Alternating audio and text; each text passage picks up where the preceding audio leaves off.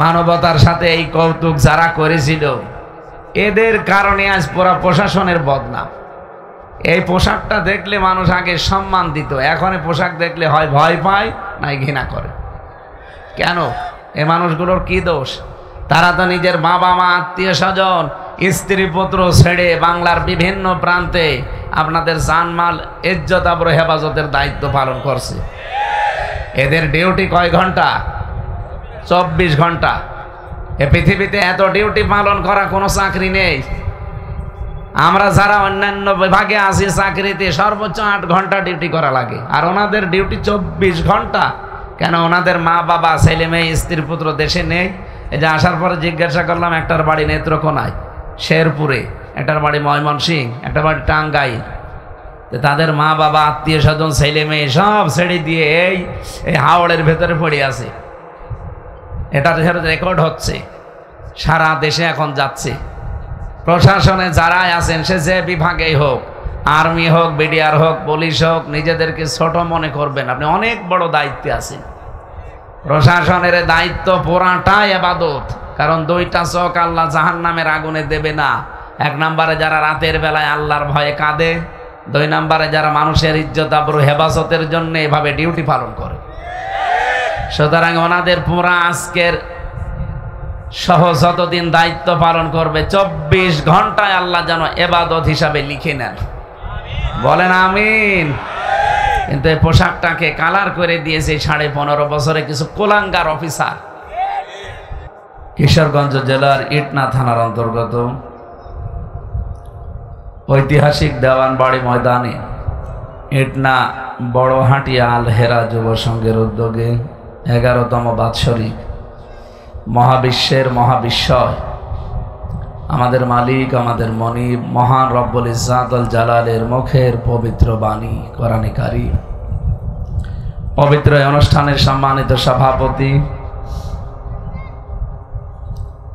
জনাব দেওয়ান Shakil Ahmed, chairman Itna group, সহ সভাপতি জনাব মাওলানা কারি মীর আজিজুল হক, ঐতিহাসিক বড় মসজিদ ইটনার সম্মানিত খতিব, এ মাহফিলের প্রধান অতিথি, এ জেলার কৃতি সন্তান, বিশেষ করে ভাটি এলাকার বিশিষ্ট ইসলামী চিন্তাবিদ, বিশিষ্ট আইনজীবী অ্যাডভোকেট রকন রেজা, যার মাধ্যমে সেই কুষ্টিয়া থেকে পর্যন্ত এসেছি কোরআনে কারিমের দাওয়াত নিয়ে। এটা রাজনৈতিক মঞ্চ না, যদিও আমরা রাজনীতির সাথে বিভিন্ন মানুষ জড়িত আছি, আমরা নিজেরাও আছি। রাজনীতিতে একটা পাঠ, জীবনের এই পাঠটা না থাকলে আপনার জীবন অসম্পন্ন থাকবে। জানি জীবনের সাথে আমাদের প্রত্যেকের জড়িত হওয়া দরকার। 2টা রাস্তা আছে, ওলাইকা হিজবুল্লাহ, ওলাইকা হিজবুশ শায়তান।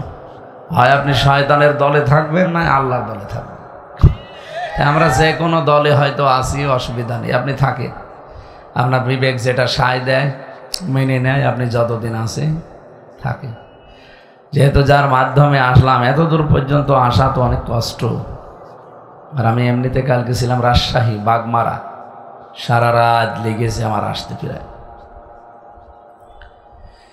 আল্লাহ রাব্বুল আলামিন জনাব অ্যাডভোকেট রকন রেজা তার এই গোলামকে কোরআনে কারিমের জন্য কবুল করেন, আমিন। মাহফিলে আমি দোয়া করছি আপনাদের এলাকার সন্তান শ্রদ্ধাভাজন বড় ভাই জনাব ফজলুর রহমান, বিএনপির কিশোরগঞ্জ জেলার সাবেক সম্মানিত সভাপতি ছিলেন। আল্লাহ রাব্বুল আলামিন তার এই গোলামকে কোরআনে কারিমের খাদেম বানিয়ে দেন, আমিন। এ মাহফিলে উপস্থিত হয়েছেন আপনাদের এ থানার অফিসার ইনচার্জ, আমাদের অভিভাবক শ্রদ্ধাভাজন বড় ভাই জনাব মনোয়ার হোসেন, প্রশাসনের অন্যান্য যে সদস্য ভাইরা এসেছেন, সবাইকে আল্লাহর কোরআনে কারিমের পক্ষ থেকে ওয়েলকাম জানাচ্ছি। বিশেষ করে যারা আলোচনা রাখলেন, সেই চুয়াডাঙ্গা থেকে আমার সাথে এসেছে ইসলামিক চিন্তাবিদ, তার কণ্ঠ আপনারা দেখলেন, বলিষ্ঠ কণ্ঠের অধিকারী জনাব মাওলানা হোসাইন মাহফুজ চুয়াডাঙ্গা, মুফতি আলাউদ্দিন। এরপরে অনেকগুলো আলেমের নাম দিয়েছেন, মাওলানা আব্দুল হালিম, মাওলানা শরীফুল ইসলাম, শফিকুল ইসলাম, মাওলানা কামাল হোসাইন, মাওলানা নাসির উদ্দিন, সম্মানিত পরিচালক মাওলানা এ.কে.এম নুরুল্লাহ, অন্যান্য সম্মানিত ব্যক্তিবর্গ, আপনাদের এই উপজেলার সম্মানিত টিওনো মহোদয় এসেছিলেন দেখা করার জন্য। আমি ঘুমিয়েছিলাম, এই জন্য দেখা হয়নি, দেখা হবে সামনে ইনশাআল্লাহ। টিওনো সাহেবের জন্য দোয়া করছি আল্লাহর দরবারে মুসাফির অবস্থায় আল্লাহ যেন তাকেও কোরআনের খাদেম বানিয়ে দেয়। সামনে বসা মুসলমান ভাইরা, পর্দার আড়ালের সম্মানিতা মা এবং বোনেরা, মেয়েদের জায়গা করেননি? সম্মানিত মা বোনেরা, সব জায়গায় পর্দা এটা ফরজ, আপনাদের মেনটেন করা দরকার। এখানে পুরুষদের ভেতরে না থেকে যদি আশপাশে কোনো জায়গা থাকে সেখানে চলে যান। পশ্চিম দিকে কোন দিকে, এদিকে আমি তাও জানি না, পশ্চিম যেদিকে আছে ওইদিকে যান। আপনাদের জন্য মনে হয় বসার জায়গা বানিয়েছে। কোরআনে কারিম নারী পুরুষ সবার জন্য দরকার। এমনকি অন্য জাতির লোক যারা এই এলাকায় আছে, সে হিন্দু, বৌদ্ধ, খ্রিস্টান, ইহুদি, মাজুসি যাই বলেন, সবার জন্য আল্লাহর কোরআন দরকার। হাদা বায়ানুল লিন্নাস, আল্লাহ তাআলা বলেন এটা শুধু আমি মুসলমানের জন্য নাজিল করি নাই, মানুষ যারা তাদের জন্য এই কোরআন দিয়েছি। সুতরাং এখানে দল মত নির্বিশেষে সবাই আমরা আছি, সব ধর্মের লোক কোরআনের কাছে আসতে পারে না, পারে না? আপনারা লরেন বোথের নাম শুনেছেন, টনি বেলওয়ালের শালিকা, টনি বেলওয়াল, আমেরিকার সাবেক প্রেসিডেন্ট। এর ছোট শালিকা ছিল টনি বেলওয়াল। এই লরেন বোথ এই মহিলা অনার্স মাস্টার্স করা, ডক্টরেট করা। ওকে খ্রিস্টানরা টাকা পয়সা দিয়ে পাঠিয়েছিল যে মুসলমানদের নিয়ম নীতিগুলো আগে জানো, এরপরে ওদের ভেতরে খ্রিস্ট ধর্ম প্রচার করো। ও ইরানের তেহরান বিমানবন্দরে নামার পরে এক মুসলমানকে ডাক দিয়েছে, হ্যালো ব্রাদার, এদিকে আসে। আচ্ছা, আমি একজন খ্রিস্টান মেয়ে, আমি ইসলাম গ্রহণ করব না, কিন্তু আমি ইসলাম জানতে চাই। ইসলাম জানার অধিকার সবার আছে না? বলেন বলেন। এমন একটা অথেন্টিক বই আমাকে দেন যেটা পড়লে ইসলাম জানা যায় এবং নির্ভেজাল ইসলাম জানা যায়। আপনার কাছে কোনো হিন্দু এসে যদি বলে আমি মুসলমান হব না, কিন্তু কোরআন শরীফ আমি পড়তে চাই, আপনি তাকে দেবেন না? আমাদের দেশে একটা কথা প্রচার করা আছে যে না, ওযু না করলে তো ধরা যাবে না। হ্যাঁ, সেটা আরবি টু আরবি যেটা আছে ওইটা আপনি বড় না পাকি শরীরে থাকলে ধরবেন না, কিন্তু এমনি ব্যাখ্যা করা আছে, সে ইংরেজি হোক, বাংলা হোক, উর্দু হোক, ফার্সি হোক, বিভিন্ন ভাষায়, এটা আপনি ধরতে পারবেন না, পড়তে পারবেন না, তাই আপনি জীবন চালাবেন কি দিয়ে? নবীজি ইন্তেকালের আগে বললেন, তারাকতু ফীকুম আমরাইন লান তাদিল্লু, তোমাদের জন্য আমি দুইটা জিনিস রেখে গেলাম, কখনো তোমরা পথভ্রষ্ট হবে না, মা তামাসসাকতুম বিহিমা, যদি এই দুইটাকে আঁকড়িয়ে ধরো। কিতাব আল্লাহি ওয়া সুন্নাতু রাসূলিহি, আল্লাহর কিতাব কোরআন শরীফ আর আমার রেখে যাওয়া হাদিস বা সুন্নাহ।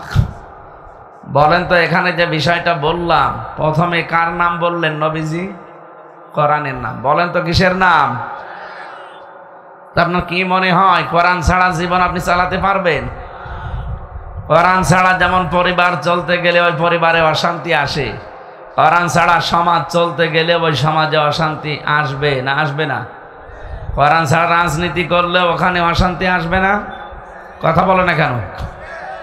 এই জন্য আমাদের দরকার পুরা জীবনটাই কোরআন কেন্দ্রিক চালানো। নবীজির হাদিস হচ্ছে, পৃথিবীতে তিনটা জায়গায় যদি কেউ জীবন চালায়, সময় সম্পদ খরচ করে, কিয়ামতে ওই সময়ের ওই সম্পদের হিসাব আল্লাহর কাছে দেওয়া লাগবে না।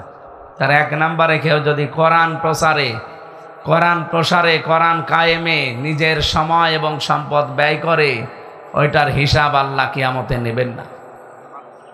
দুই নম্বরে পরিবারস্থ লোকদের জন্য যারা খরচ করে, অনেক কৃপণ লোক আছে, পরিবারের যা দরকার সামর্থ্য থাকার পরও খরচ করতে চায় না। না, পরিবারের জন্য আপনি খরচ করলে আপনার জবাব দেওয়া লাগবে না কিয়ামতে। তাই বলে আবার ডিশ অ্যান্টিনা লাগিয়ে দিয়েন না। তিন নম্বরে যার জিহাদের ময়দানে কাজ করে, আপনি যদি যেতে না পারেন জিহাদে, যারা কাজ করছে এই মানুষগুলোর পেছনে আপনার সময় এবং অর্থ যদি খরচ করেন, কিয়ামতে এই টাকার হিসাব দেওয়া লাগবে না। এই তিনটা জায়গার কথা আমরা হাদিসে পেয়েছি। বলেন, এক নম্বরে যার নাম বললাম কোরআনে কারীম। সুতরাং কোরআনের প্রচার আজকে এখানে করার জন্য আপনারা দিয়েছেন, সময় দিয়েছেন, অর্থ দিয়েছেন, বুদ্ধি দিয়েছেন। কিয়ামতে এই সময়ের হিসাব আল্লাহর কাছে দেওয়াই লাগবে। এই জন্য দোয়া করা দরকার না যে পুরান জীবনটা যেন কোরআনের পেছনে ব্যয় হয়, কিয়ামতে যেন জবাবই দেওয়া না লাগে। আমরা তো বুঝি না যে জবাব কি। এটা দুদুকে ধরলে আপনি পাগল হয়ে যান, তাও তো সেখানে অনেক কিছু ছাড়মাড় দেওয়ার সিস্টেম আছে।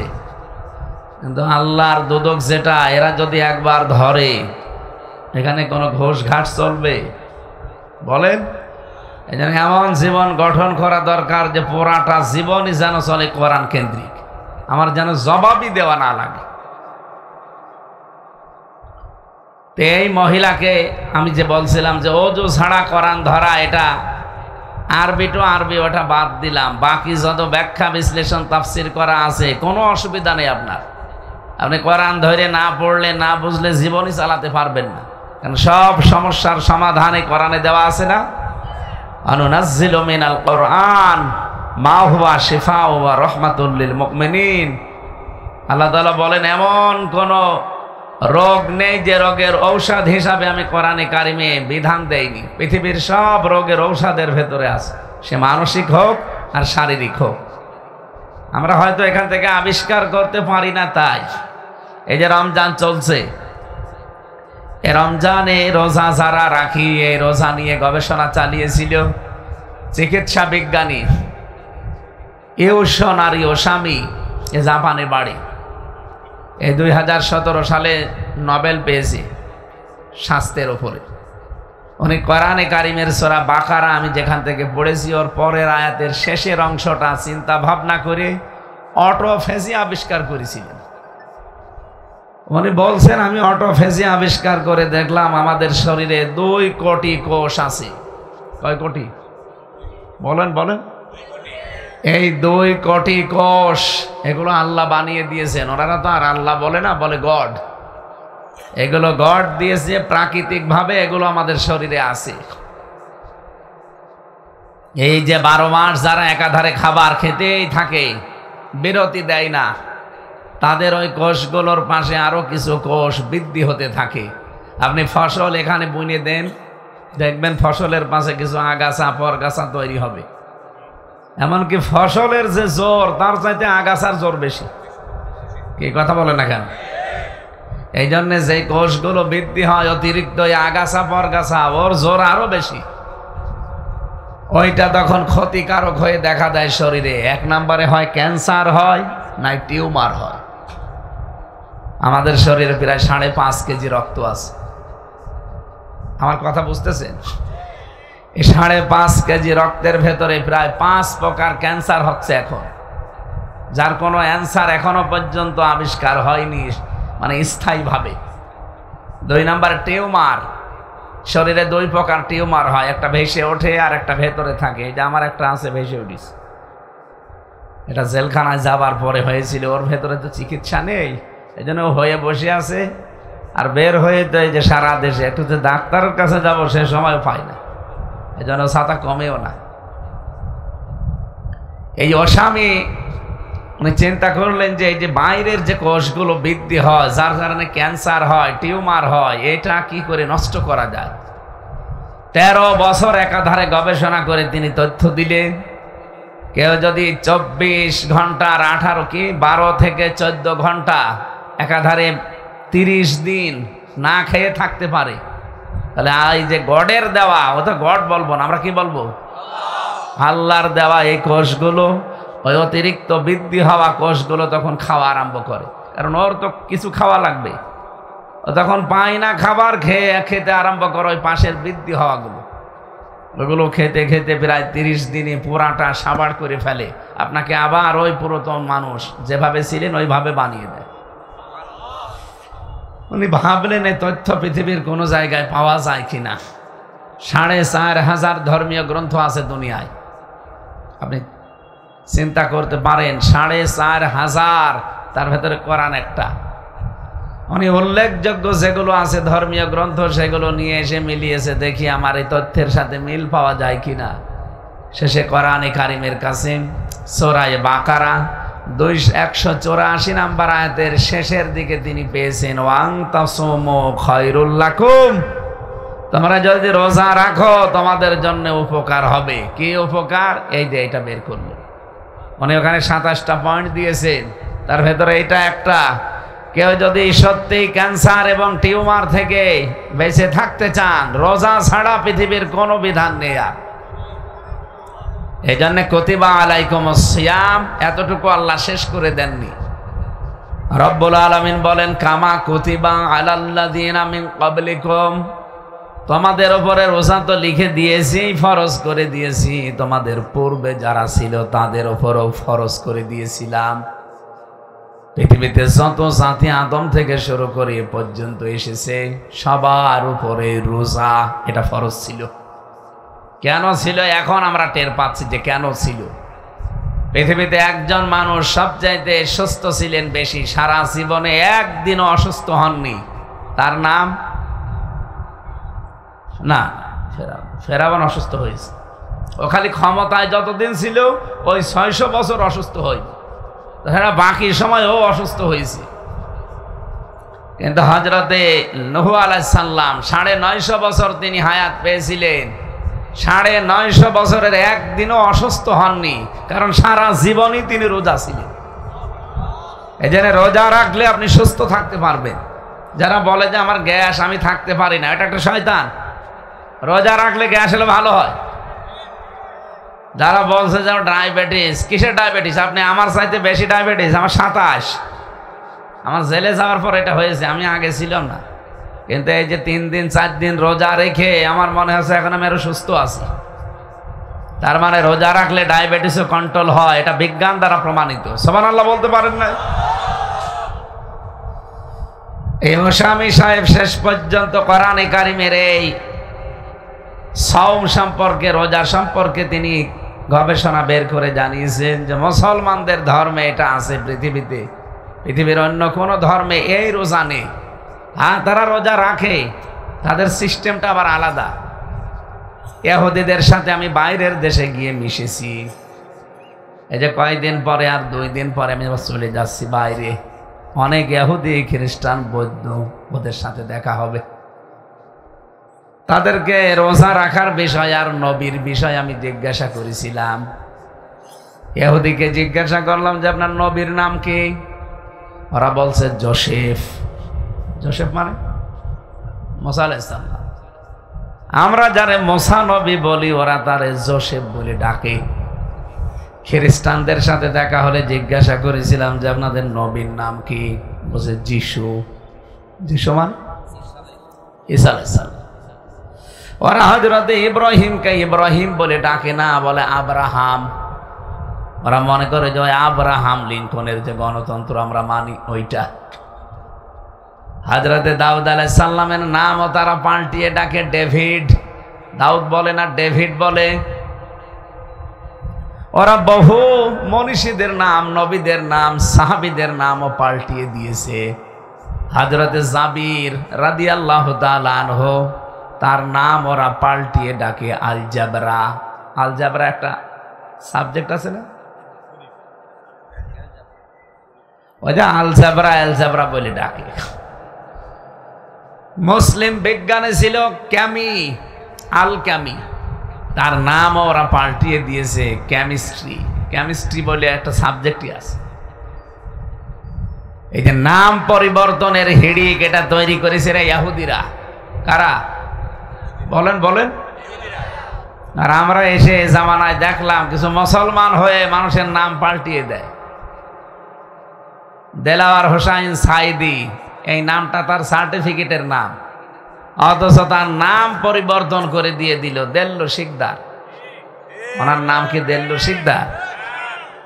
আরে পিরোজপুরের পাড়ের হাটে আর একজন ছিল দেল্লু শিকদার, সে কষায় ছিল, এই গোশত বিক্রি করে খেত। তার নাম দিয়ে আল্লামা সাইদের নামে চালিয়ে তারে 13টা বছর জেলে রেখে শেষে ইঞ্জেকশন দিয়ে আবু হানিফার মতো মেরে ফেলিস। আর এখন বলেন না উনি স্বাভাবিকভাবে মারা গেছে। কে বলেছে আপনাকে? আমার সামনে দিয়ে জেলখানা থেকে বের হয়ে নিয়ে গেছে। মানে সুস্থ মানুষ, ওনাকে ফাঁসে ধোকা দিয়ে বোকা বানিয়ে বের করেছে। বলছে আপনাকে আমরা ছেড়ে দেব, আপনার শরীরটা পরীক্ষা করে ছেড়ে দেব। এই আশা দিয়ে বাড়ি থেকে, জেল থেকে বের করে নিয়ে গিয়ে আবু হানিফাকে 8 বছর রাখার পরে বিষ প্রয়োগ করে মেরে ফেলেছিল। আর আবু হানিফার উত্তরসূরি আল্লামা সাঈদীকে ইঞ্জেকশন পুশ করে মেরে ফেলেছে। আমরা চাই এর শ্রেষ্ঠ তদন্ত হয়ে যারা জড়িত, একটাকে যেন ছাড় দেওয়া না হয়। কারণ আল্লাহর ওলি যা বলেছে সবগুলো এখন বাস্তবে দেখা যাচ্ছে। আল্লাহর ওলি বলেছিল যে শুধু 12 কোটি মানুষ নাড়া দেওয়া হবে গাছে, এখান থেকে দিল্লি মামু গাড়িকে পড়বে, তাই পুলিশ এ কথা বলেছিল না? বলেছিল জালেমরা ইঁদুরের গর্ত পর্যন্ত পাবে না, ঠিক পাচ্ছে না। এখানে এখন পরিচয় দেওয়ার মতো কোনো মানুষও নেই। যত সাহসী মানুষ হোক, কেউ যদি দাঁড়িয়ে বলে যে আমি এই, ওর পিটিয়ে মেরে ফেলবে কেন? বলেন তো একজন সাহস করে পারবেন আপনি? 15.5 বছরে যেমন আমরা বলতে পারিনি, আল্লাহ পুরা উল্টিয়ে দিয়েছে। আর যা করেছেন 2006 থেকে 2024 পর্যন্ত মানব জাতির ইতিহাস আপনারা পাল্টিয়ে দিয়েছেন। আপনি কোন মুখ নিয়ে আবার এসে জনগণের সামনে দাঁড়াবেন? বলেন। আপনার যদি লজ্জা থাকে, আয়না ঘরের সাথে যারা জড়িত, জীবনেও তারা এই দেশের মানুষের সামনে আর আসতে পারবে না।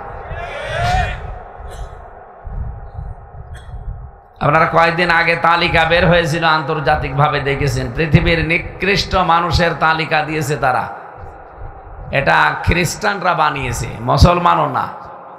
তারা মানুষের পর্যালোচনা করে জানিয়েছে দুনিয়া এখন জীবিত যারা 257টা রাষ্ট্রের সবচাইতে নিকৃষ্ট মানুষ 10 জন। তার 1 নম্বরে হাসিনা, 2 নম্বরে বাশার আল আসাদ, 3 নম্বরে নেতানিয়াহু, 4 নম্বরে আশরাফ ঘানি। এগুলো সবই পালানো পার্টি।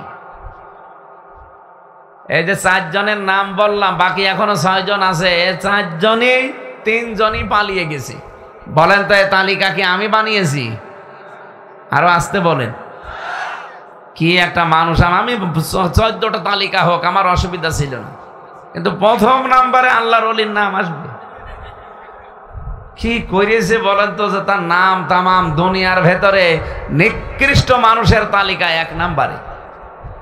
ওনারা পর্যালোচনায় দিয়েছে 1 নম্বরে হওয়ার কারণ হচ্ছে উনি আয়না ঘর বানিয়েছে। এটা যে কত বড় মারাত্মক, যারা ওখানে ছিল না তারা জীবনও টের পাবে না। মানবতার সাথে এর চাইতে বড় কৌতুক পৃথিবীতে আর হয়নি, কিয়ামত পর্যন্ত হবে কিনা আমি তা জানিও না। একটা মানুষকে আপনি নিজে মেরে ফেলেন, মেরে ফেলে বলেন যে আমি মেরে ফেলেছি, তাও তার মা বাবা অন্তত একটা বুঝ পায় যে আমার ছেলে মারা গেছে। তার স্ত্রী অন্তত অন্য জায়গায় বিয়ে করতে পারে, তার ছেলে মেয়ে অন্তত জানবে যে বাবা মরে গেছে। এক কথা বলেন না কেন? একটা মানুষ, আপনি ভালো মানুষ বাড়ি থেকে ধরে নিয়ে গেলেন, 8 বছর 10 বছর কেউ জানেই না দুনিয়ায় যে সে বেঁচে আছে না মরে গেছে। আমিও আয়না ঘরের ভেতরে ছিলাম। আমি ছোটটায় ছিলাম, মিনিটায়, বড়টায় আমার নিয়ে যায়নি। আমি দেখেছি ছোটটায় যদি ওই হয়, বড়টায় কি হয়। এদিকে 3.5 হাত, এদিকে 1.5 হাত, এতটুকু জায়গায় ওদেরকে থাকতে দিত। আপনি ভাবতে পারেন, নিজেকে দাঁড় করান তো ওই জায়গায়, যে 8টা বছর এতটুকু জায়গায় দুনিয়ার কোনো খোঁজ খবর নেই, আমি পড়ে আছি। সকালে কয়টা পচা ছোলা দিয়ে যেত, দুপুর বেলায় 1 মুঠ ভাত দিত, তাও মনে হচ্ছে কেউ মাখিয়ে দিয়েছে।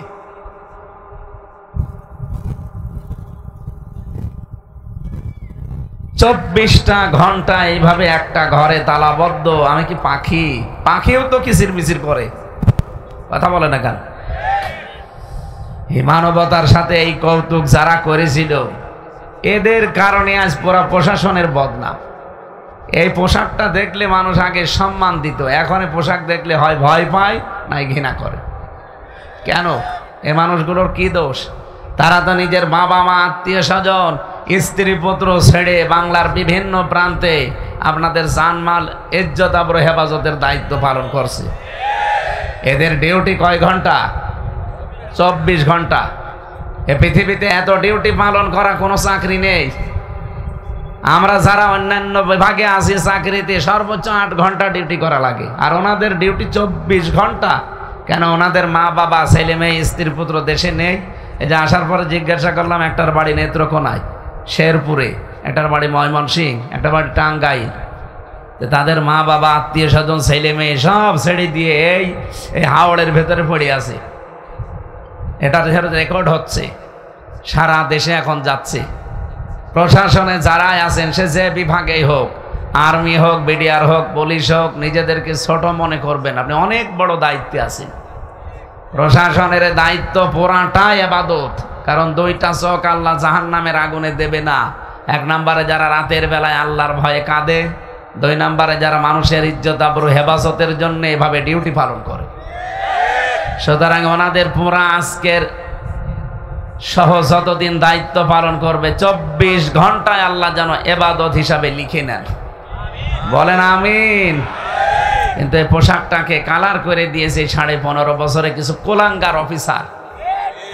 আর ওই যে 1 নম্বরে যার নাম এসেছে, ওর আর্ডারে চলতো, উনি যা বলতো তাই করতে গিয়ে রাতের ভোর দিনে পর্যন্ত তারা করে দিয়েছে। আমার সাথে এক ওসি ছিল জেলখানায়। উনি মাঝে মাঝে আমার এই ফাঁসির কন্ডেম সেলে আমার রেখেছিল। উনি আসতো, এসে বলছে, হুজুর আমি একটা তওবা করেছিলাম, আমার এই তওবা আপনি দেখেন তো কেমন হয়েছে। কি? এই যে নির্বাচনে আমি রাত 12টার পর থেকে আমার লোকজন নিয়ে ভোট কাটা আরম্ভ করলাম, ফজরের আজান পর্যন্ত ভোট কমপ্লিট করে ফেললাম। বাক্সগুলো পাঠিয়ে দিলাম বিভিন্ন জায়গায়। ফজরের আজান দিলে আমি গোসল করলাম, ওযু করে 2 রাকাত তাওবার নামাজ পড়লাম। এরপরে বললাম আস্তাগফিরুল্লাহ। হুজুর আমার এই তওবা কি হয়েছে? না। আপনি কি আল্লাহর কাছে দোষ করেছেন যে আপনি তওবা করছেন? আপনি দোষ করেছেন হামজার কাছে। কি? এরকম একজনকে এমপি বানাতে হলে 3.5 লাখ 4 লাখ হামজা লাগবে, হামজার বউ লাগবে। কথা বলে না কেন? আমাদের কোনো রায় না নিয়ে আপনি একা একাই সব দিয়ে দিলেন। তার মানে আপনি আল্লাহর কাছে অপরাধ করেননি। আস্তাগফিরুল্লাহ পড়ে আপনার কিছু হবেও না।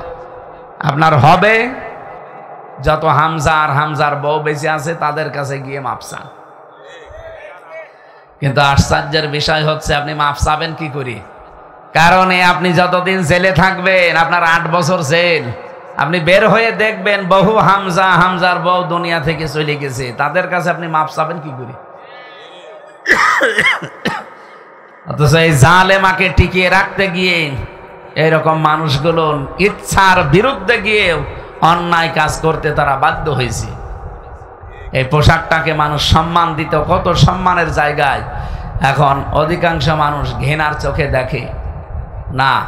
ওনাদের কাজ কারবার অ্যাক্টিভিটিস আবার যেন এ দেশে বেড়ে যায়। কারণ ওনারা ঠিক না থাকলে দেশের চোর ডাকাত চাঁদাবাজ খনি সন্ত্রাসী এগুলো জীবনেও কমবে না। কারণ পুলিশ এই শব্দটা, এই পোশাক আশাক, এই পুলিশ এগুলো বানিয়েছিল হযরত ওমর রাদিয়াল্লাহু তাআলা আনহু। পুলিশের বিভাগ, এই বিভাগটা বানিয়েছে হযরত ওমর। যতদিন পর্যন্ত তাদের দ্বারা ভালো কাজ হবে হযরত ওমরের আমল নামায় সওয়াব যেতেই থাকবে। তাহলে ওদেরকে ভালো ভালো কাজের আঞ্জাম দিয়ে এই পোশাকের পবিত্রতা অর্জন করা দরকার না? কত দামি পোশাক, ওইটা দেখলেই মানুষের সম্মান বেড়ে যেত। আল্লাহ যেন ওইটা আবার ফিরিয়ে দেন। বলেন আমিন। আয়না ঘরের সাথে যারা জড়িত ছিলেন, আপনি মানবতা লঙ্ঘন করে ফেলেছেন। ইন্নামা নুমলি লাহুম লিয়াজদাদু ইসমা। আল্লাহ তাআলা বলেন মানুষ যখন পাপের বোঝা পরিপূর্ণ করে ফেলে, ওয়ালাহুম আযাবুম মুহিন, তখন তাকে অপমানজনক শাস্তির ভেতরে ফেলে দেয়। আল্লাহ ঠিক তাই করেছে। 15.5 বছরে অনেকের পাপের বোঝা পার হয়ে চলে গেছে। কত অপরাধ করলে একটা সুপ্রিম কোর্টের বিচারপতি তাকে কলাই পাতায় শুয়েছে আল্লাহ, গলায় গামছা দিয়েছে, সিলেট থেকে টানতে টানতে বর্ডার এলাকা থেকে নিয়ে এসেছে। এমনকি শুনলাম তার বিসি উড়িয়ে গেছে। হ্যাঁ, ওর বিসি নেই। আর কি করবে আল্লাহ? এত অপমান করার পরেও যদি মানুষ জালেম যারা শিক্ষা না নেয়।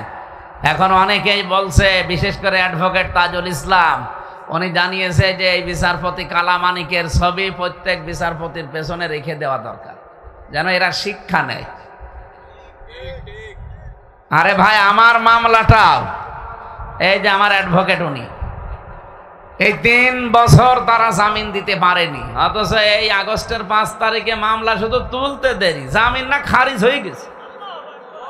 বিচারপতি এইটাই বলতো যে হুজুর আমার কিছু করার নেই, আমার হাত বাঁধা ছিল, এখন আমার হাত খোলা আছে, এখন আমি ন্যায় বিচার করতে পারছি।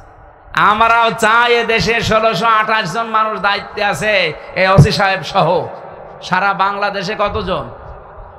1628 জন, তার ভেতরে ওসি একজন, মনোয়ার ভাই। আমরা চাই এনাদের প্রত্যেকটা হাত যেন আবু সাইদের মতো এভাবে খোলা থাকে, ওনাদের হাত বাঁধা থাকবে না। হাত বাঁধা থাকলে আবার ওই বিচারপতির মতো হবে, হুজুর আমার কিছু করার নেই। না,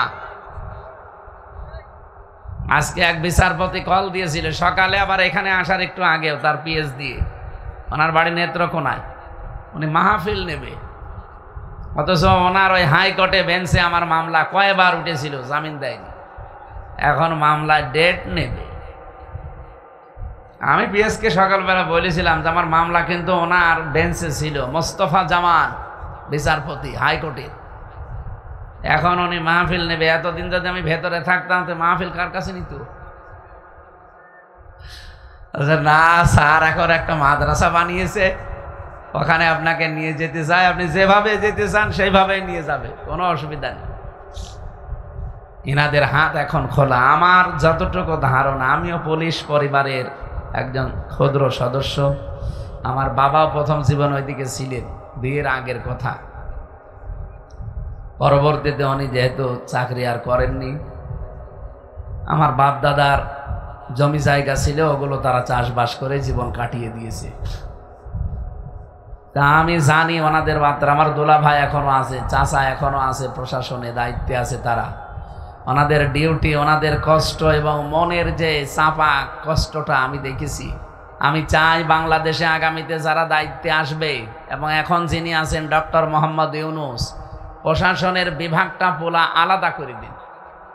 ওনাদের দায়িত্বে থাকবে ওনাদের আইজি, কোনো নেতা খেতার কথা মতো ওনাদের চলার দরকার নেই, ওইটা করে দেন। দেখেন একদিনে বাংলাদেশ জান্নাত বানিয়ে ফেলবে।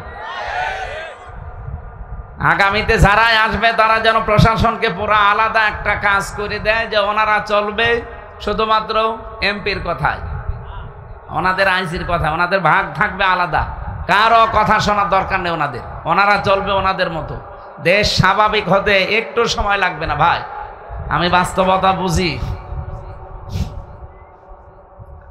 আমি যেই কথাটা তুলেছিলাম, পৃথিবীর এই নিকৃষ্ট মানুষদের তালিকায় যাদের নামগুলো এসেছে এমনি আসে নাই, এদের প্রত্যেকের জীবনে এরকম কর্মকাণ্ড আছে। ইনার যেমন আয়না ঘর আছে, বাশার আল আসাদের দিকে তাকান, নেতানিয়াহুর দিকে তাকান, লক্ষ লক্ষ শিশুকে সে বিদায় করে দিল। আরে ভাই, আমির হামজার শরীরের ভেতরে রক্ত আছে রিয়াজউদ্দিনের, রিয়াজউদ্দিনের শরীরে রক্ত আসে জাহান আলী সর্দারের, এই শেষ। আর ফিলিস্তিনে গাজায় যাদেরকে হত্যা করা হচ্ছে, এদের শরীরের ভেতরে হযরত দাউদ নবী, সুলাইমান নবীর রক্ত। আপনি টের পাচ্ছেন? তাদেরকে বিদায় করে দিলে বিনা কারণে। এই মানবতার শত্রু, মানুষের শত্রু, এদেরকে আল্লাহ যেন ডবল শাস্তি দেয় দুনিয়া এবং আখিরাতে। বলেন আমিন। কোরআনে কারিমের কাছে না আসলে জীবন পরিচ্ছন্ন যেহেতু সম্ভব না, আপনার পরিবারও হবে না, সমাজও হবে না, রাষ্ট্রও হবে না, রাজনীতিও হবে না, অর্থনীতিও হবে না। এই জন্য আমরা চাই আমাদের জীবনকে পরিচ্ছন্ন করার জন্য এর কাছে আসতে। সব সময় আপনি পড়তে পারবেন, কোরআন ধরতে পারবেন, কোনো অসুবিধা নেই। শুধু আরবিটা বাদ দিয়ে যত তাফসির আছে, ব্যাখ্যা আছে, বিশ্লেষণ আছে ঘরে রেখে দেবেন। কিছু সমস্যায় পড়লে ওখান থেকে দেখে নেবেন। ইরানের তেহরান বিমানবন্দরে লরেন বোথ খ্রিস্টান এই মহিলাকে মুসলমান তুলে দিয়েছে কোরআনে কারিম। শুধু কোরআন দেয়নি, ৮৬টা হাদিসও দিয়েছে, যে আপনি কোরআন পড়বেন আর এই ব্যাখ্যাগুলো শিখবেন। এ মহিলা বলে আমি ৩ বছর কোরআনে কারিম পড়েছি, তাও যেমন তেমন না, পড়ার মতো করে পড়েছি। ৩ বছর পরে আমি 54 জায়গায় লাল দাগ দিয়েছিলাম। এতদিন মুসলমানেরা বলে কোরআনে কোনো ভুল নেই, অথচ আমার দৃষ্টিতে আমি প্রায় 54 জায়গায় ভুল পেয়েছি। পরবর্তীতে যখন মুসলমান হয়ে গেছে, সাংবাদিকরা জিজ্ঞাসা করছে, আপনি একজন খ্রিস্টান, আপনি কেন মুসলমান হলেন? আপনি তো অন্য ধর্ম গ্রহণ করতে পারতেন।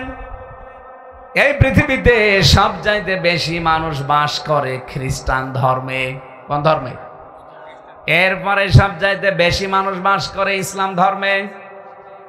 আপনি খ্রিস্টান থেকে ইসলামে আসলেন কেন?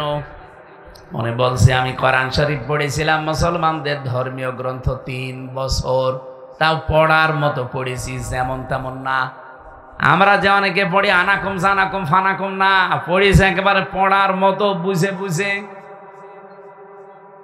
আমি লাল দাগও দিয়েছিলাম 53 জায়গায়, কিন্তু পরবর্তীতে দেখতে পেয়েছি যেখানে লাল দাগ দেয় ভুল ধরে, দেখি ওর পরের আয়াতে পরের সূরায় এর জবাব আল্লাহ 1500 বছর আগেই দিয়ে দিয়েছে। আমার জীবনের ভুল ধরা পড়ে গেছে। এখন আমি আর আমার বাপ দাদার ধর্মে নেই, আমি ইসলামে চলে এসেছি অলরেডি। তাহলে কোরআন শরীফ এটা কি শুধু মুসলমানদের জন্য না পৃথিবীর সবার জন্য? হ্যাঁ, আজকের এই আলোচনাটা, এই ময়দানটাও সবার জন্য। এলাকায় অন্য ধর্মের লোক বাস করে, যারা আছেন তাদেরকে আমরা ওয়েলকাম জানাচ্ছি কোরআনের অনুষ্ঠানে। হাত্তা ইয়াসমা কালাম আল্লাহ সুম্মা আবলিগহু মা'মানা। আল্লাহ তাআলা বলেন, হে নবী, অন্য ধর্মের যারা কোরআন শুনতে আসে নিরাপদে শোনার ব্যবস্থা করে দেবেন, শোনা হয়ে গেলে নিরাপদে বাড়িতে পৌঁছিয়ে দেবেন। সুতরাং এ কোরআন আজকে এ দেশে শুধু আমাদের জন্য না, সবার জন্য উন্মুক্ত। আসেন এর কাছে। কয়েকদিন আগে এক যশোরের কলেজের এক অধ্যাপক, বিসিএস ক্যাডার, ওনারে বলেছিলাম যে স্যার, আপনাকে মুসলমান হওয়া লাগবে না, আপনি শুধু আমার ধর্মীয় গ্রন্থটা একটু বুঝে বুঝে পড়বেন। আপনি ইংরেজিতে পড়েন, বাংলায় পড়েন, যে ভাষায় পড়েন, অসুবিধা নেই। উনি দেখি 3 মাস পরে নিজের থেকে মুসলমান হয়ে গেছে। এজন্য আপনাদেরকে আমরা আহ্বান জানাচ্ছি, আমাদের ধর্মে জোর জবরদস্তি নেই, আমাদের ধর্মে বাড়াবাড়ি নেই। আছে? এত আসতে বলবেন, এটা আরো প্রচার করেন বেশি করে, কারণ যিনি পালিয়ে গেছে উনি এখন এই ইস্যুটা নিচ্ছে যে মুসলমানরা বাড়াবাড়ি করে, বেশি জবরদস্তি করে আমরা নাকি এই দেশে অন্যান্য ধর্মে যারা আছে তাদের ধর্ম পালন করতে দেই না। এতদিন এই দাদারা ছড়িয়েছে, এই 53-54 বছর আমাদের বিরুদ্ধে মিথ্যা তথ্য ছড়িয়েছে ইন্ডিয়া। ওরা বলতো এই দেশে সংখ্যালঘু নির্যাতন হয়, এটা যে ডাহা মিথ্যা কথা। কয়েকদিন আগে গোবিন্দ পরামানিক সেটা জানিয়েছে যে বাংলাদেশে সংখ্যালঘু নির্যাতন বলে কিছু নেই, এগুলো যা করেছে এই 15.5 বছর যারা ছিল তারা করেছে। আপনারা মাইক্রোসফটের রিপোর্ট দেখেছেন, তাম দুনিয়ার 257টা দেশের সবচাইতে বেশি মিথ্যা কথা বলে ভারত। সবাই না, উগ্রপন্থী যারা হিন্দু আছে, জঙ্গি সন্ত্রাসী, তারা এখন এই ইস্যুটা কাজে লাগাতে চাচ্ছে, হিন্দু মুসলমানদের দাঙ্গা লাগিয়ে, যে এই দেশে সংখ্যালঘু নির্যাতন হয়। এ দেশে সংখ্যালঘু সংখ্যাগুরু বলে কিছু আছে না। আমিরে জামাত ডাক্তার শফিকুর রহমান হাফিজাহুল্লাহ উনি ঘোষণা দিয়েছেন, বাংলাদেশে সংখ্যালঘু সংখ্যাগুরু কিচ্ছু নেই, আমরা সবাই এই দেশের মানুষ, সবাই মিলে দেশটা গড়তে চাই। কথা বলেন ঠিক কিনা? এই জন্য এই ধোয়া তুলে এতদিন যাদেরকে বোকা বানিয়ে রেখেছিলেন, সে বোকারাও এখন ভালো হয়ে গেছে।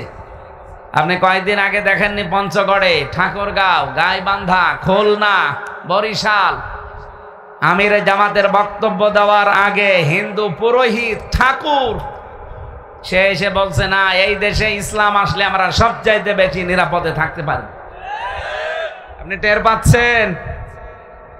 কারণ ইসলাম যারা বোঝে, ইসলাম যারা মানে, এই মানুষের কাছে আসল বিষয়, মুখ্য বিষয় মানুষ। সে কোন ধর্মের মানুষ ওটা দেখার দরকার নেই। ওয়ালাকাদ কাররামনা বানি আদম, আমি মানুষকে সম্মান দিয়েছি। কে বলছে? বলেন বলেন। আমি মুসলমানকে সম্মান দিয়েছি, এ কথা কোরআনে আছে? নেই। মানুষ হিসাবে যারাই পরিচিত, বিবেচিত, পরিগণিত, তাদেরকে আল্লাহ সম্মান দিয়েছেন, আর আল্লাহর বান্দা হিসাবে আমরাও আপনাদের সম্মান জানাই।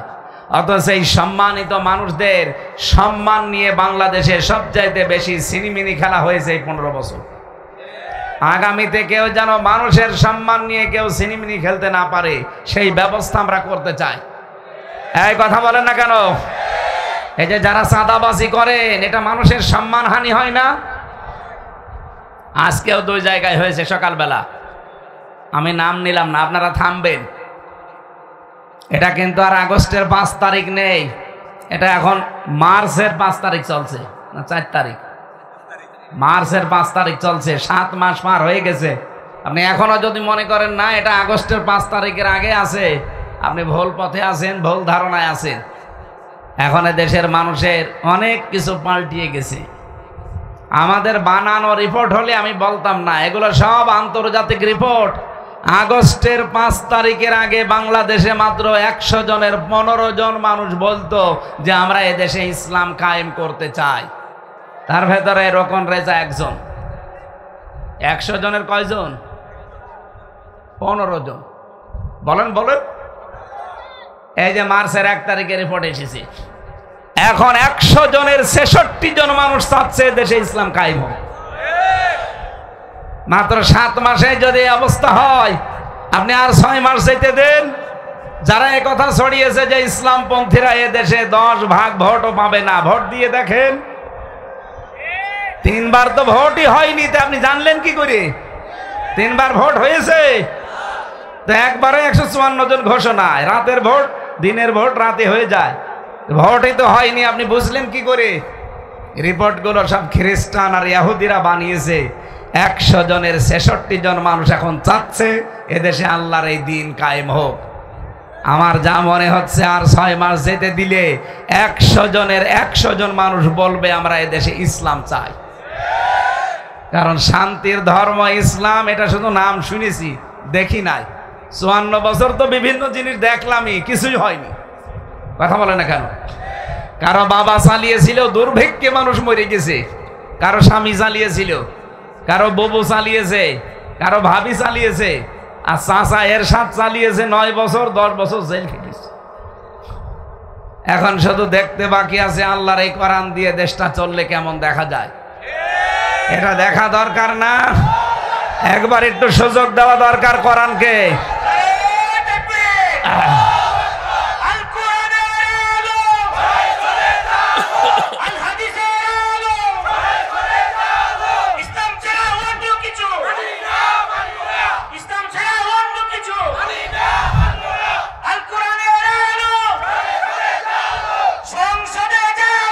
আলহামদুলিল্লাহ। সংসদের কথা যখন বললো, আমি শুধু 1 মিনিট বলছি, আপনি অন্য দিকে নেবেন না। আপনি যদি এখানে থাকেন, আপনার জন্য বলছি, এদেশে 300 এমপি হবে সামনে। 151 জন যদি কোরআনে কারিম বুকে নিয়ে সংসদে যেতে পারে, অ্যাডভোকেট রোকন রেজা তার ভেতরে মনে করেন একজন। এরকম 151 জন যদি যেতে পারে, তারপরের দিন সংসদ অধিবেশন যদি বলে মাননীয় স্পিকার আমরা নামাজের বিল চাই, উনি যদি বলে হাত তোলেন, 300 জনের 151 জন হাত তুললে ওটা কায়েম হয়ে যাবে। বাংলাদেশে আর কোনো দিন নামাজের ওয়াজ করা লাগবে না, ভাই সলিমুদ্দিন চলো নামাজ পড়তে যায় না, ও বাধ্য হবে, এবং ওর বাবা পর্যন্ত বাধ্য হবে নামাজ পড়তে। সৌদি আরবে আমি দেখেছি, নামাজ পড়বেন না মানে নামাজের সময় যদি কোনো মুসলমান বাইরে থাকে, আমি নিজে দেখেছি পুলিশ যেয়ে কি পিটানো, এমনকি মরুভূমির ভেতরে সেজদায় ফেলে রাখে 1 ঘন্টা থাক। এই পুলিশ তখন নামাজের জন্য খুঁজে বেড়াবে যে মুসলমান দাবি করে নামাজ পড়ে না, কোনটা দেখি। যে দেখবে যে নামাজ পড়ছে না, এমন পিটানো পিটাবে গোপালগঞ্জের মতো পেছনে লাল হয়ে যাবে। গোপালগঞ্জের মানুষদেরকে শুনলাম এমন পিটানো পিটিয়েছে প্রশাসনে, পেছনে বাঁদরের মতো লাল হয়ে গেছে। ওই সময় শুনেছিলাম যে গোপালগঞ্জ থেকে কেউ ঢাকায় যদি আসে, বসে আসলে 300 টাকা, আর দাঁড়িয়ে আসলে 1000 টাকা। কারণ বসে আসবে কি করে, ওইটা তখন ওনারা দায়িত্ব পালন করবে। প্রশাসনের ভেতরে, বিচার ব্যবস্থার ভেতরে, শিক্ষা ব্যবস্থার ভেতরে, স্বাস্থ্য ব্যবস্থার ভেতরে যারা আছে, তাদেরকে এখন বিভিন্ন মানুষ উস্কানি দিচ্ছে যে ইসলাম আসলে কিন্তু তোমাদের ঘোষ খাওয়া বন্ধ হয়ে যাবে। কে বলেছে? ঘোষ আরো বেশি করে খাবে না। খাবে না কেন? কারণ এমন একটা পরিবেশ ইসলাম তৈরি করে দেবে, ঘোষ খাওয়ার মতো মনই ওনাদের থাকবে না। কারণ ঘোষ দেওয়া যদি না লাগে তো ঘোষ খাবে কেন? অসির এই পোশাকটা পরতে তারে 15 থেকে 20 লাখ টাকা উপরওয়ালাকে দেওয়া লাগে। আমি নিজে জানি তো, আমার দুলা ভাই তো আছে, আমার চাচা আছে, তারা 15 লাখ 20 লাখ 25 লাখ, তাও তো অন্যান্য থানায়।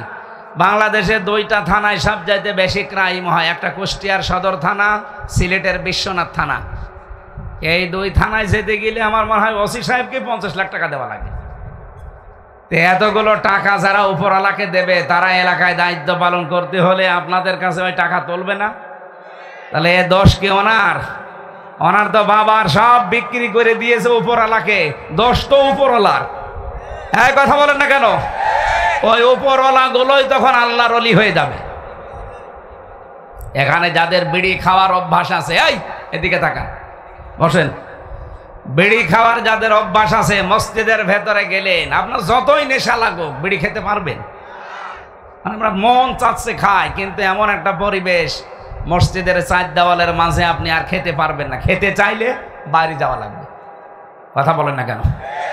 ইসলাম যদি দেশে চলে আসে, যে যেই বিভাগে আছেন রেকর্ড হচ্ছে, প্রত্যেককে বলছি, যদি ইসলাম আসে পুরা দেশটাই হয়ে যাবে মসজিদের মতো। আপনার তখন অন্যায় করতে জীবনেও আর মন চাইবে না, কারণ পরিবেশে আপনাকে বাধ্য করবে ভালো হতে। কথা বলেন না কেন? আর আমরা ওইটা চাই না। ওনারা যখন বলবে যে আমরা চাই 151 জন নামাজ কায়েম হোক, স্পিকার বাধ্য হবে, বলবে যান আজকে থেকে নামাজ বাংলাদেশে বাধ্যতামূলক। 18 কোটি মানুষ নামাজ পড়বে। আপনি যে একটা ভোট দিয়েছিলেন রেজা সাহেবকে, একটা ভোট দেওয়ার কারণে উনি এমপি হয়েছিল। 18 কোটি মানুষ নামাজ পড়লে যে সওয়াব হবে, একটা ভোটের কারণে আপনি সেই সওয়াব পাবেন। এটা যদি কেউ খণ্ডন করতে পারেন যে না এটা রাজনীতি, আসেন এখানে আসেন। আমি সূরা নেসার 58 নম্বর আয়াতের তাফসীর থেকে আপনাকে বাংলায় দেখিয়ে দিচ্ছি। ইন্নাল্লাহা ইয়া'মুরুকুম আন তুআদ্দুল আমানাতি ইলা আহলিহা।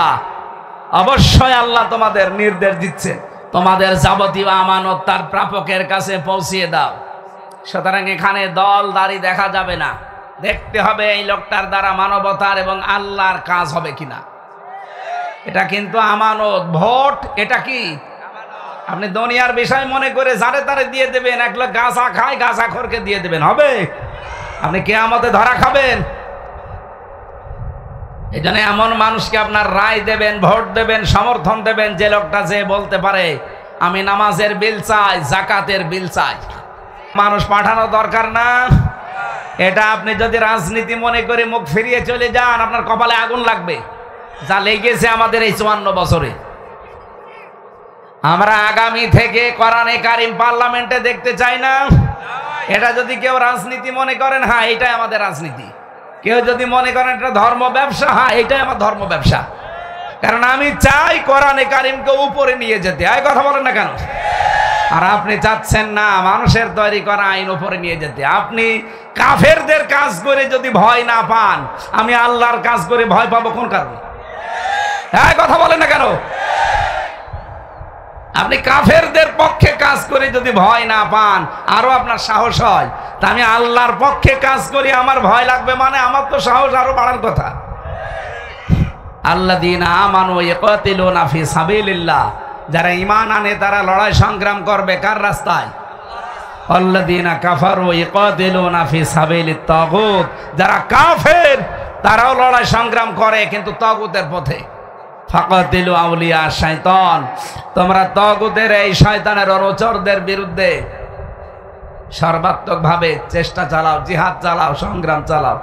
ইন্না কায়দা শাইতানি কানা দাঈফা, অবশ্যই শয়তানের যত চক্রান্ত সব দুর্বল।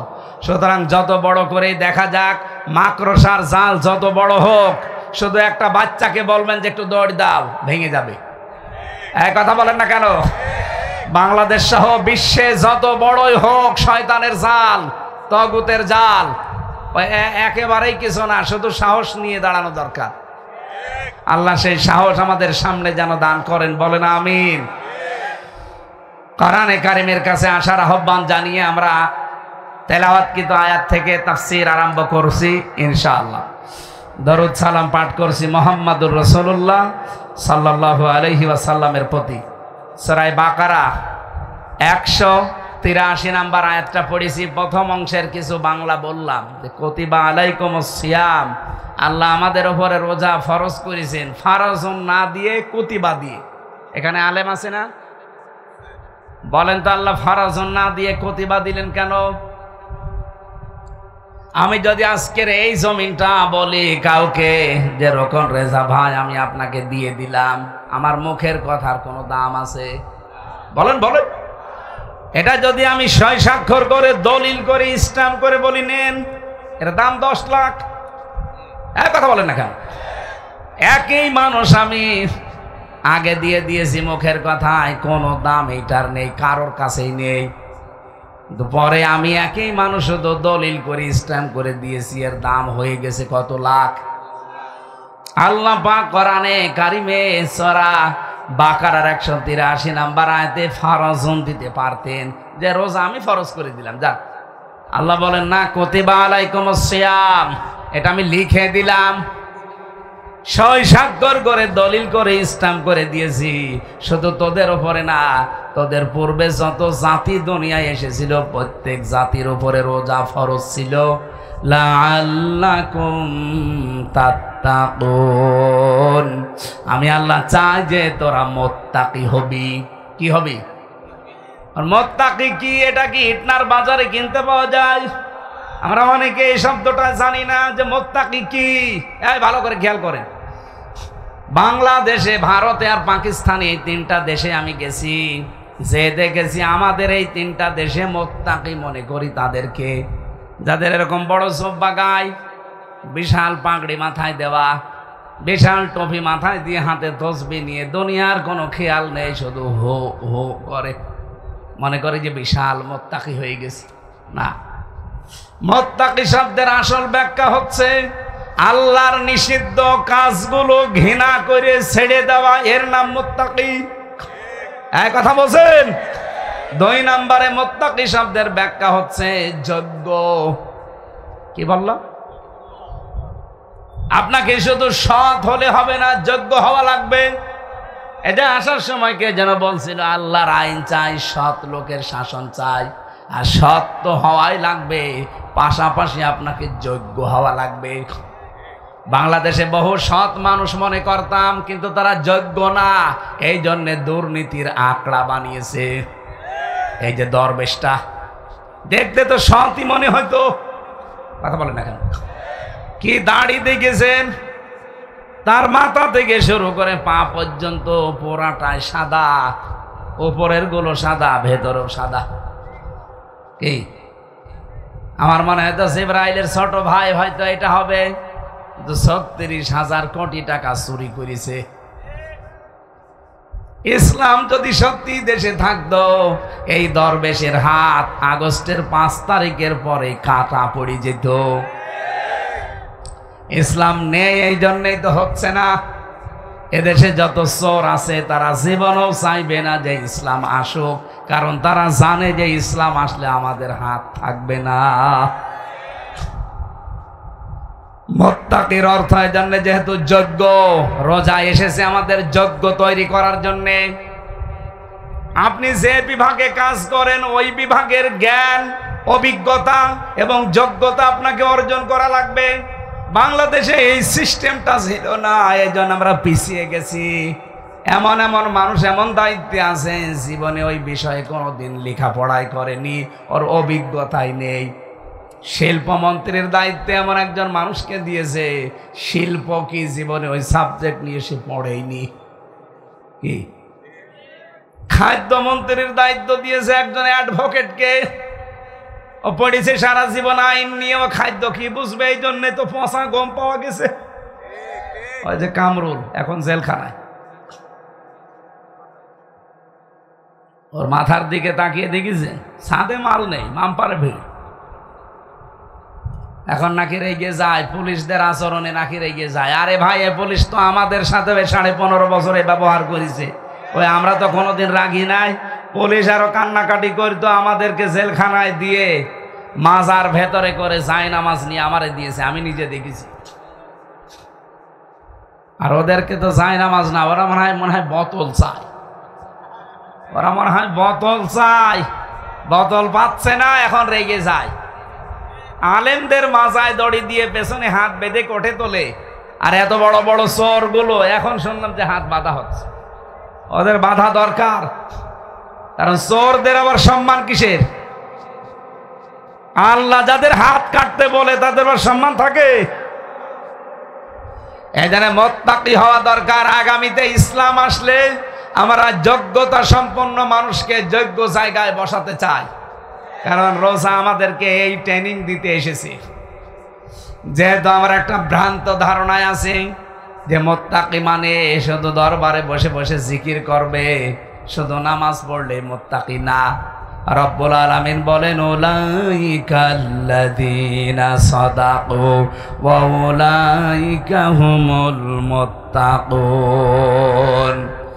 এরা ইমানের দাবিতে সত্যবাদী এবং এরাই আমি আল্লাহর দৃষ্টিতে মুত্তাকি। কারা? সূরা বাকারার 157 নম্বর আয়াতে আল্লাহ 10টা গুণ দিয়েছেন। ও কিশোরগঞ্জবাসী, খুব ভালো করে নিজের জীবনে এখন মিলাবেন। রমজান এসেছে, চলেও যাবে আর 26 দিন পর। আগামীতে পাবেন কিনা কারো গ্যারান্টি নেই। এবছরে যেন এই 10টা গুণ আমরা অর্জন করে মুত্তাকি হতে পারি আল্লাহর দৃষ্টিতে। বলেন আমিন। একটু মিলান তো নিজের সাথে। আল্লাহ পাক বলেন, লাইসাল বিররা আন তাওয়াল্লু ওয়াজুহাকুম কিবালাল মাশরিকি ওয়াল মাগরিবি ওয়ালাকিন্নাল বিররা মান আমানা বিল্লাহ।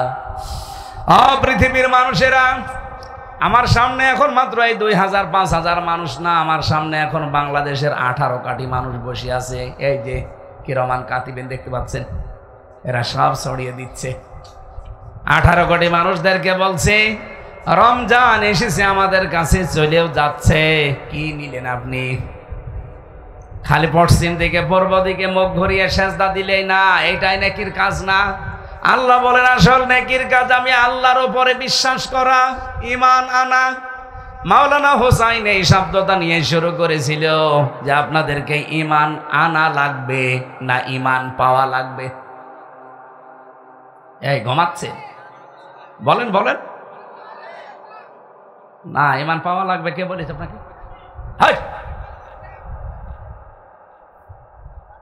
ও, ওটা মাথা হালকা তার কাটা আছে, কথা শুনে বোঝা যাচ্ছে। এই, ওর মুখের টেপ মেরে দিন।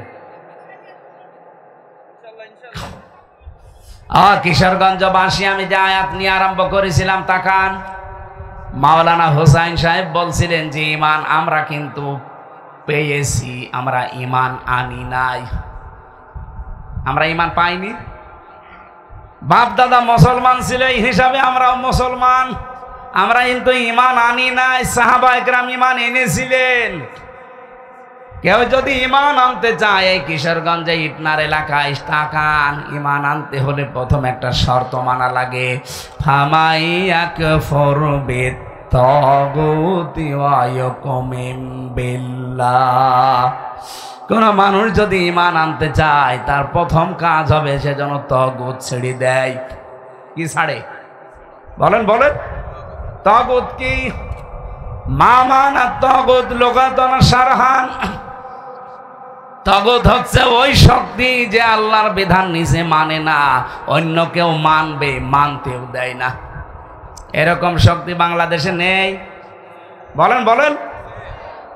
নিজে কোনো অন্যায় করব না, কেউ করলে করতেও দেব না, এইটার নাম ঈমান। আর নিজেও অন্যায় করে, অন্য কেউ অন্যায় করতে বাধ্য করে। আপনার যত বড় দাড়ি হোক, আপনি 14 বার হজ করে আসতে পারেন, রোজা রাখতে পারেন, আপনার ঈমান আনা এখনো হয়নি। আপনি নিজের দিকে এবার তাকিয়ে ভাবেন আপনার ঈমান হয়েছে আনা? যে লোকটা আল্লাহর ওপরে ইমান আনতে চায় তাকে তগুত আগে ছেড়ে দেওয়া লাগবে। তগুত ছেড়ে না দিয়ে ইমানের দাবি করলো ইমান টিকবে না। বাংলাদেশে বহু মানুষ তগুত ছেড়ে না দিয়ে ইমানের দাবি করতো, এই জন্য ইমান টেকে নাই। এই কিশোরগঞ্জের শোলাকিয়ার ইমাম, কি এই কথা বলছে না কেন? এই লোকটা ইমাম, সারা বাংলাদেশের নাকি বড় ঈদগাহ, এটা না, সব চাইতে বড় বাংলাদেশের ঈদগাহ হচ্ছে দিনাজপুরের। এর চাইতে বড় ঈদগাহ এই উপমহাদেশের ভেতরে নেই। আপনাদের এটা এখন 2 নম্বরে। উনি বড় ঈদগার ইমাম হোক আর ছোট ঈদগার ইমাম হোক ওইটা বিষয় না, ইমামতি করবে তো ওই লোকটা যার ইমান আছে, ওর তো ইমানই নেই। কারণ ইমান আনলে সে কখনো তগুতকে সাপোর্ট করতে পারে। তগুত কাকে বলে বললাম? যে আল্লাহর আইন মানে না এবং অন্য কেউ মানবে, মানতেও দেয় না, এমন শক্তি ছিল না দেশে। সেই শক্তিকে যারা সাপোর্ট করে তার ইমান থাকে কি করে? এই জন্যে ইমান ওদের নেই। ঝড় উঠেছে, ইমান আগেই লিভে গেছে। কিন্তু যে মানুষগুলো তগুত ছেড়ে দিয়ে ইমানের দাবি করেছিল, তাকান তাদের দিকে।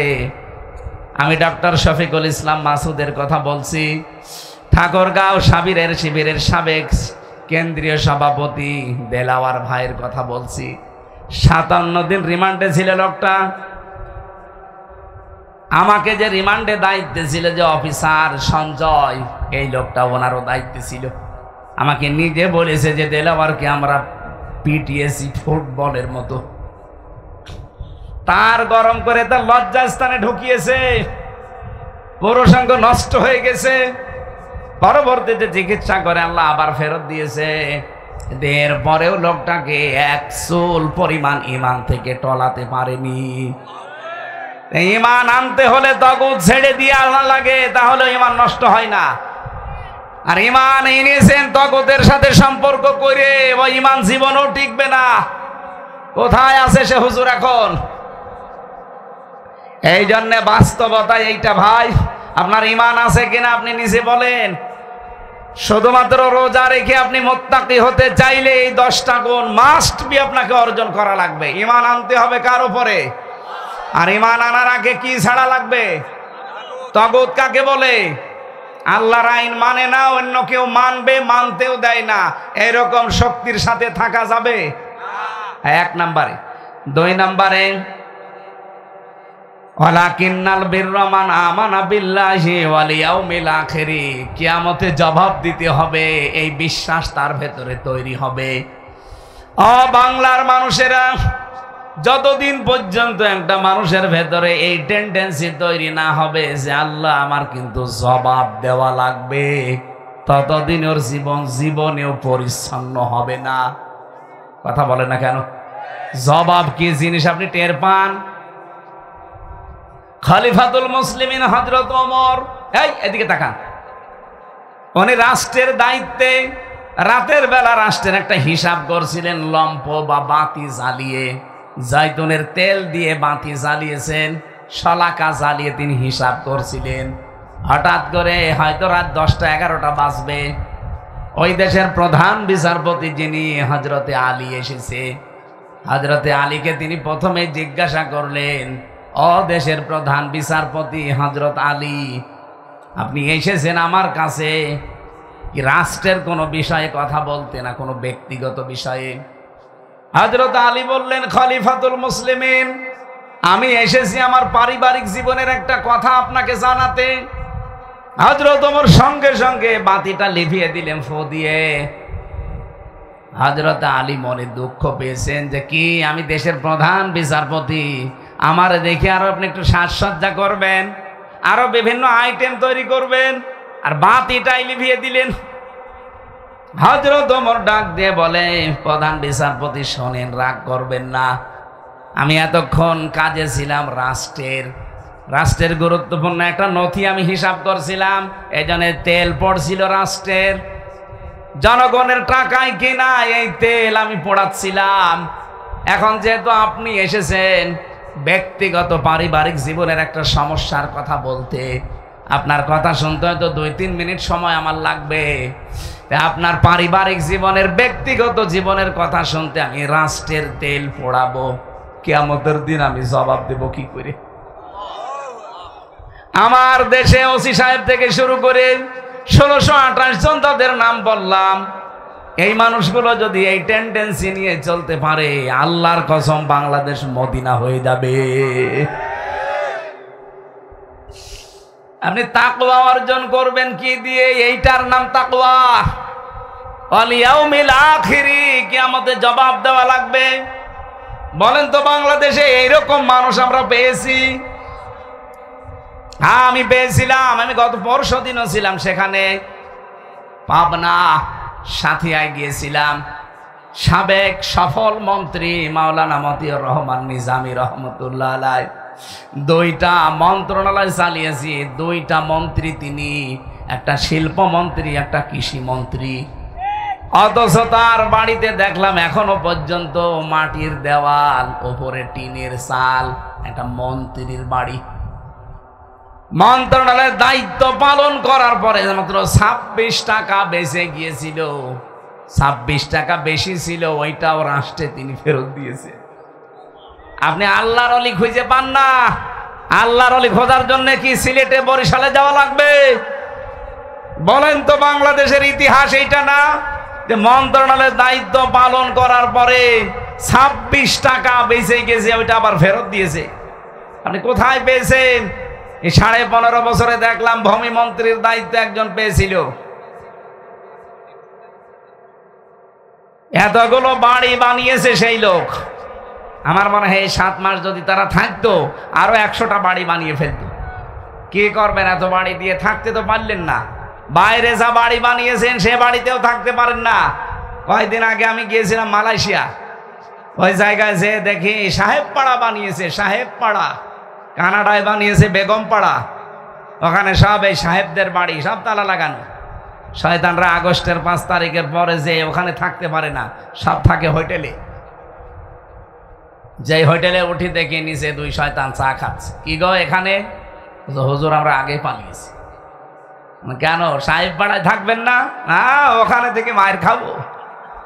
বাংলাদেশের জনগণ এখানেও আছে, পিটিয়ে ভর্তা বানিয়ে ফেলবে। কি করলেন আপনি বলেন? এখনই যদি এই অবস্থা হয়, আপনি মরে গেলে আপনাকে কি গালি দেবে আপনি টের পাচ্ছেন? এই জন্য কার জন্য কি করছেন? আপনি 620টা বাড়ি বানান, এত বাড়িতে জীবনে থাকতে পারবেন? আমার তো মাত্র 2টা, বাবার একটা বাড়ি আর আমার নিজের একটা। এই বাড়িতে আমার থাকার জায়গা নেই, সময় নেই। কারণ আমি এক বাপের এক ছেলে, থাকবো কি করে? আমার একটা বোন আছে, বিয়ে দিয়েছি, সে যশোরে থাকে। দোলা ভাই বললাম প্রশাসনে আছে। তারা ওই বছরে 2-1 করে আসে। ওরা বাড়ি ফাঁকা পড়ে আছে, একটা বাড়িতে থাকার মতো মানুষ নেই। আর ওই শয়তান বানিয়েছে 620টা বাড়ি। ওরে পিটিয়ে ভর্তা বানানোর দরকার না? প্রত্যেকের অবস্থা ওদের ওই। কারণ জবাব দেওয়া লাগবে, এই টেন্ডেন্সি তো নেই। এই কারণে এত কিছু করেছে। এই রমজান এসেছে আমাদেরকে তাকওয়া অর্জন করার জন্য। আর তাকওয়ার 2 নাম্বার পয়েন্টে আল্লাহর প্রতি ঈমান আনা, কিয়ামতে জবাব দেওয়া লাগবে, এই ভয় তৈরি করা। হযরত ওমর, চিন্তা করা যায় যে প্রধান বিচারপতি এসেছে একটা দেশের, তারে আসলে তো আরো আলোকসজ্জা করার কথা, আরো বিভিন্ন জিনিস আইটেম করার কথা, বাতিলই দিয়ে দিয়েছে। উনি তখন রাগ করলেন, তখন বললেন, দেখেন আপনি পারিবারিক জীবনের কথা নিয়ে এসেছেন, আপনার সাথে গল্প করব আর রাষ্ট্রের টাকা পোড়াবো? বাংলাদেশের প্রত্যেকটা বিভাগে যদি দায়িত্বশীলরা এই পরিচয় দেয়, এদেশে 1 টাকা অপচয় হওয়া সম্ভব? আমরা এরকম মানুষ চাই ভাই। এই মানুষগুলো যদি সত্যি তৈরি হয়ে যায়, এদেশে অভাব থাকবে না। হাজার হাজার কোটি টাকা পাচার হয়েছে, যাই হয়ে গেছে, ওগুলো যদি এখন ফেরত আনতে পারেন, ডক্টর মোহাম্মদ ইউনূস চেষ্টা চালাচ্ছে, ফেরত আনি। না হলে এই দেশে যা সম্পদ আছে, সবচাইতে বড় সম্পদ আমাদের হাত। 18 কোটি মানুষের 36 কোটি হাত আছে, এই কথা বলেন না কেন? এই হাতগুলো যদি কর্মের হাত হয়ে যায়। আমি চীন দেশে গিয়েছিলাম, এদের যে মানুষ কিলবিল কিলবিল করে, কিন্তু কোনো অভাব আছে? ওদের হাত সব কাজের হাত। আমার সাথে জেলেও 2 জন চাইনা ছিল। এতে এত বুদ্ধি আমি জীবনে কল্পনাও করি না, যে জিনিস নিয়ে ওরা ওই জিনিস বানিয়ে ফেলে। এই যে বোতল, পানি খেয়ে বোতল আমরা ফেলে দেই না, ওরা বোতল 8-10টা এক জায়গায় করে মৌ কেটে দেয়, দিয়ে চারিদিকে বান্ধন দেয়, দিয়ে উল্টিয়ে দেয়, দিয়ে একটা চেয়ার বানায়। আমার একদিন ডাক দিয়ে বলছে, হুজুর বসেন চেয়ারে। চেয়ার কই?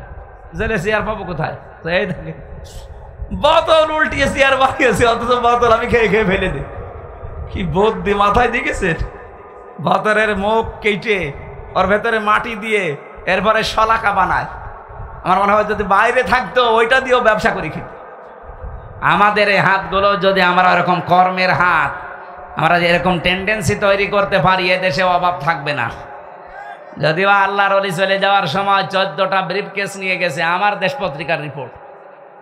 এই আমার দেশ পত্রিকা জানাচ্ছে যে উনি যাওয়ার সময় 14টা ব্রিফকেস নিয়ে গেছে, সব মাটি আর ছাই ভরা ছিল। কাউকে কিছু বলে নাই, শুধু পাইলটকে বলেছে ব্রিফকেস উঠেছে, বলছে হ্যাঁ চলো।